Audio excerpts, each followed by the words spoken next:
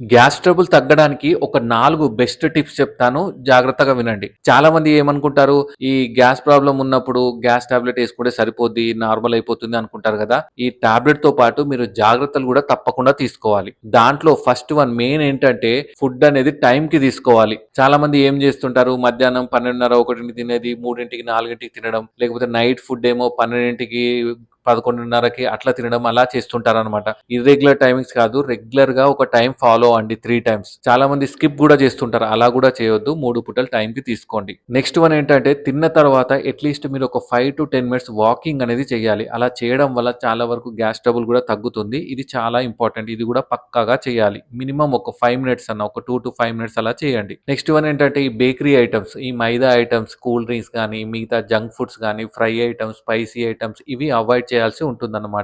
ఈ ఫుడ్స్ వల్ల మీకు ఇంకా డిస్కంఫర్ట్ అనేది పెరుగుతుంది. ఫైనల్‌గా చాలా మంది చేసే తప్పేంటి? తిన్న తర్వాతే పడుకోవడం. తిన్న తర్వాత అస్సలు పడుకోకూడదు. మినిమమ్ 2 అవర్స్ అన్న గ్యాప్ ఇవ్వాలి. మీరు తిన్న తర్వాత లైట్ వాకింగ్ చేసి దాని తర్వాత ఒక 2 అవర్స్ తర్వాత పడుకోవాలి. ఇమ్మీడియేట్‌గా పడుకుంటే మాత్రం మీకు ఇంకా గ్యాస్ ట్రబుల్ అనేది ఎక్కువగా అవుతుంది. సో, మీరు ఈ 4 టిప్స్ మంచిగా ఫాలో అయితే మీ గ్యాస్ ట్రబుల్ గూడా చాలా వరకు కవర్ అవుతుంది. అర్థమైంది గదా! మరి మీకు కూడా ఇలాంటి ప్రాబ్లమ్ ఏమైనా ఉంటే కింద కామెంట్ చేయండి. Thank you.